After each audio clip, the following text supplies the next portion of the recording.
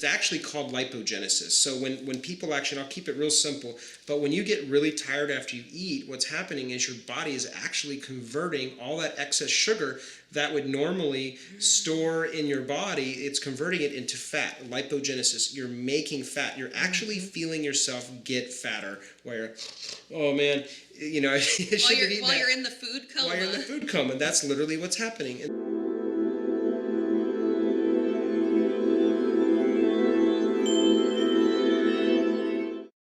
I'm joined today by Dr. Kuykendall, and we're going to be discussing stress, anxiety, and insomnia. Not only the root causes of these issues, which most of us know too well, but also how to truly resolve these issues once and for all so that we can have that calm and peace that we are looking for. Dr. K, thank you so much for joining me. Nice to be here.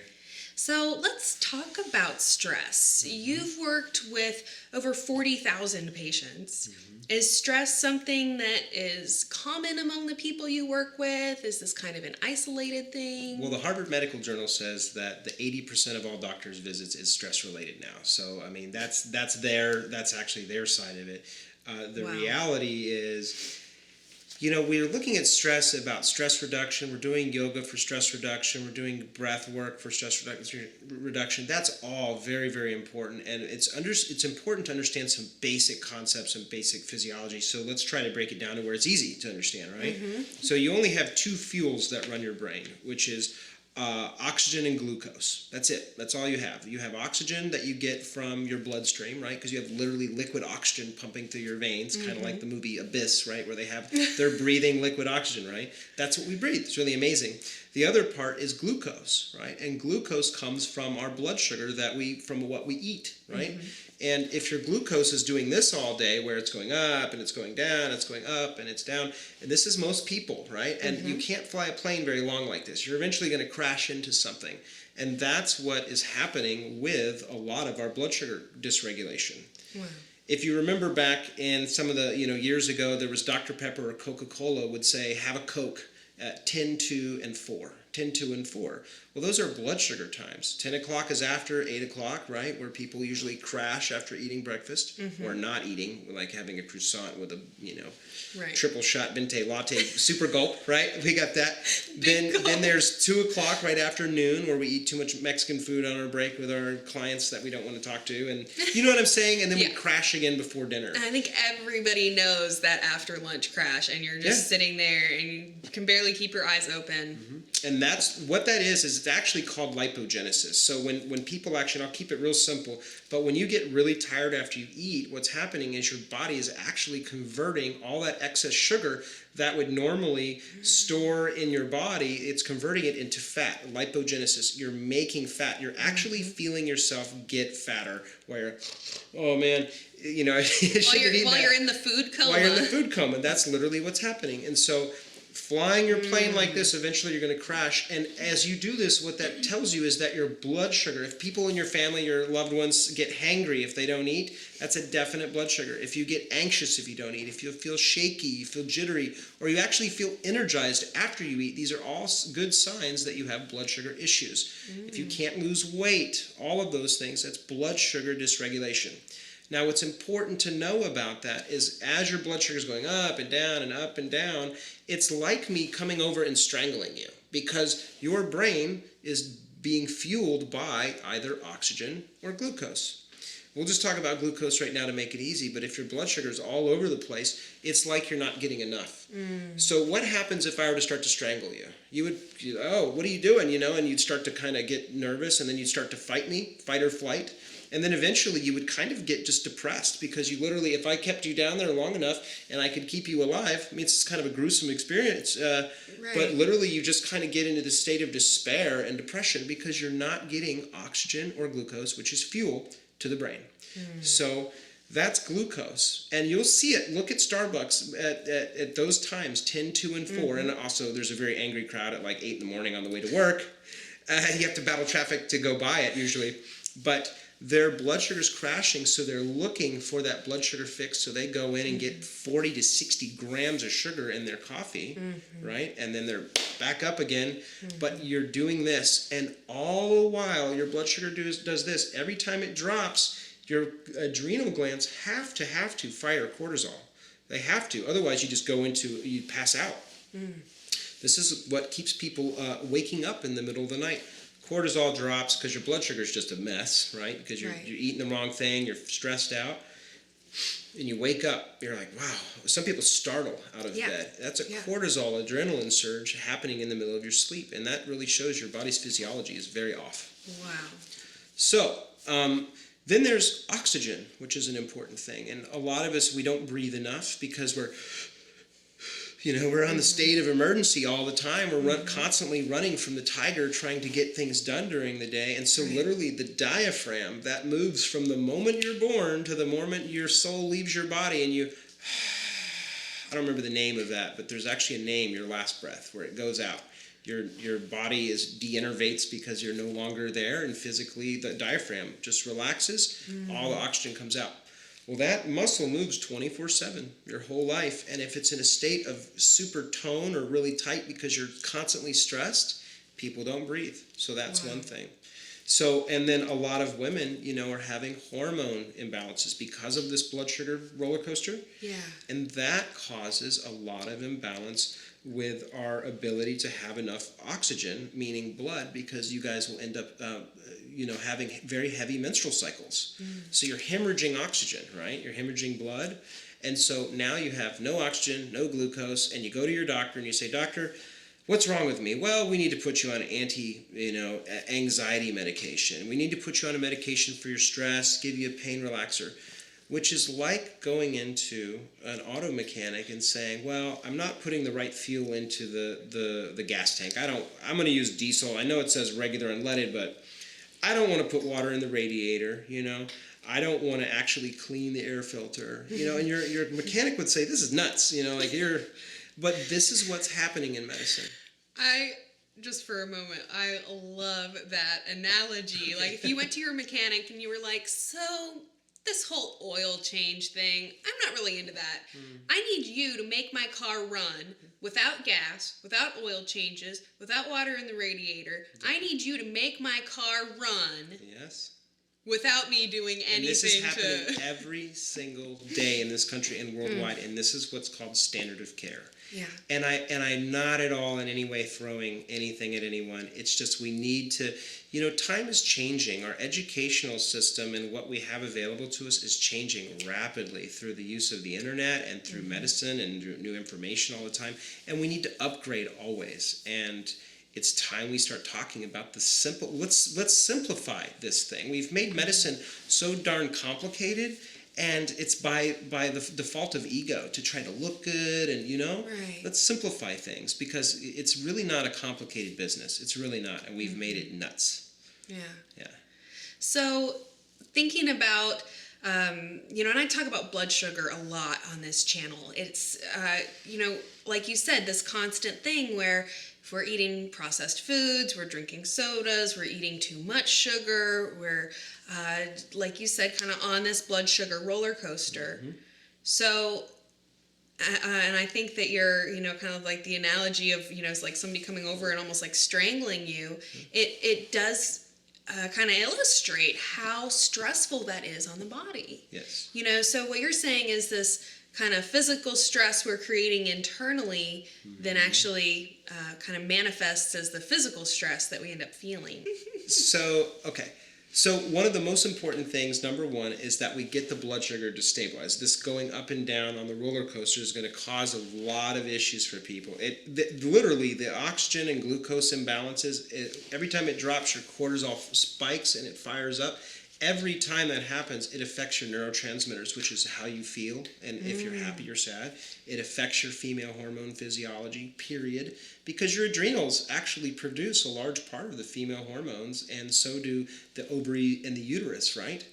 What's really interesting is every time your cortisol drops, or every time your blood sugar drops, cortisol spikes. This creates a hormone surge called LH surge. We'll keep it real simple. But every time that spikes, what that causes is estrogen surges. So when you have an estrogen surge, that actually makes the uterine lining of your body, of your uterus, thicker, right? And doctors are always looking to see if cancers are estrogen responsive. Well, estrogen causes tissue to grow, and progesterone causes tissue to grow up. So if your estrogen gets too dominant in your body, you get thick uterine lining, meaning that when you go to have a menstrual cycle that month, there's a lot of cramping, there's clotting, there's heavy bleeding, there's clumping and all of that stuff, and that is because your uterine lining is too full. It's also what makes women feel real bloated, breast tenderness, all this stuff. It causes infertility. There's so you're saying so that much. simply by eating more regularly, avoiding letting the blood sugar drop too low, you can literally reduce your cortisol levels. Yes. And this is going to have an effect of even having a less painful menstrual cycle. Just taking this one little kind of feminine health thing. It will so many things, and it's a complex conversation because there's so many vast things. But the reality is, to keep it simple, stupid, is blood sugar balance, eating every 2 to 3 hours, lots of good fats, good, clean, healthy fats in the form of avocados and fish oils and coconut oil and all that stuff that you've heard 1,000 times. But this is why you care. A lot of people, I hear, I got to eat healthy, I can't eat the donut, and I got to, my coffee, I love my coffee, so I'm not going to give it up. But the reality is, this is why people are struggling. We make it sound really complicated. You're just putting diesel in a car that requires, super unleaded. That's all there is to it. And so if we don't start with the food, if we don't start with what you're putting in your car, in your Ferrari, no wonder why it runs like a Pinto. And no wonder why our system is broke, because they're trying to fix your broken car because you're putting the wrong thing on it and in it. Yeah. So let's maybe just talk for a second about the sleeping pills, the anti-anxiety medicines, because these are incredibly common. I know so many people that are, they have to take a pill to help them sleep, and then when we get into the, anti-anxiety type medications, these are incredibly prevalent in our really fast-paced, stressed-out world. Yes. Is that a good option for handling those things? Well, for people that don't have another option, it's yes. The problem is that when you have a good doctor and you're not struggling with bad doctor syndrome, a doctor actually in Latin means to teach, right? And if your doctor isn't teaching anything, they're not really doctoring. They're really somebody that dispenses medication at that point. So for other options, there's so many other ones available, and the drugs are not your first place. Drugs are wonderful because you need them when you need them, but they're not your first-line therapy. And when you use pharmaceuticals as first-line therapy, what you end up having is what we have in the United States, where people are not well. You hear lots of patients coming in saying, I don't want to treat my symptoms anymore, I'm struggling. And the reality is that there is literally 2 jumbo jets that crash every single day in the United States. If we were to put all the people that are actually killed by properly prescribed pharmaceuticals in the planes, it would be 2 double-decker jumbo jets crashing every single day. It's a statistic that we have now. Wow, just because the side effects of the medications, the maybe way that medications interact with one another. The problem largely that I see is just that there are so many different pharmaceuticals now that it's kind of inconceivable that anyone could actually know every single one, know all the contraindications, know all of the different conditions that a person might have that would make the drug contraindicated. It's just kind of too much to keep track of. Well, Harvard and PubMed have also done research on it, and they say that if you're taking more than one, this is their own research and their own literature, more than one pharmaceuticals, that they literally cannot judge how the interaction with your body's physiology and biochemistry that you have built within, and how another pharmaceutical pill is going to interact. They literally have no clue. They can't calculate it. It's too complicated. This is a very complicated thing. And when we put profits before people, what ends up happening is we have a really big mess on our hands. And all it really comes down to personal understanding. And when people understand why to grab for the apple versus the donut, and what the true implication is that that donut actually affects everything in your life that you're struggling with. For women, it's like, oh, I don't want to age fast. I don't want to have acne. It affects that too. It's all interconnected, and we can make it really simple again. It's about simplicity. Right. And this is how you get your life back. This is how you get empowered. And when you're not feeling this constant drag from your physical ailment or health issue, now you can show up more powerfully in your life, which is what I'm excited about, because it's about taking people that are sick and struggling and taking them back to a point where they can actually feel powerful to create what we need to do on this planet to change things. We don't want to just fix people's broken stuff. I'm tired of that. It's boring to me. There's something better and more available to all of us if we really get freed up. And you have to search for these type of practitioners to work with. They're not as easily obtainable yet, but it's my desire to help change that in this country. Yeah. All right, so you said getting the blood sugar starting to stabilize again, which is something our body wants to do. And so if we can eat regularly, eat healthy foods, eat those healthy fats like you were saying, our body will regulate those blood sugar levels on its own. Absolutely, We just got to support that process. Also looking at how, not skipping meals, which is so common. People are stressed out, they're skipping meals. I see it all the time. I thought it was really interesting what you said. When our blood sugar drops too low, we get that cortisol boost. And we all know that, those cortisol levels, again, are associated with so many problems. Yes.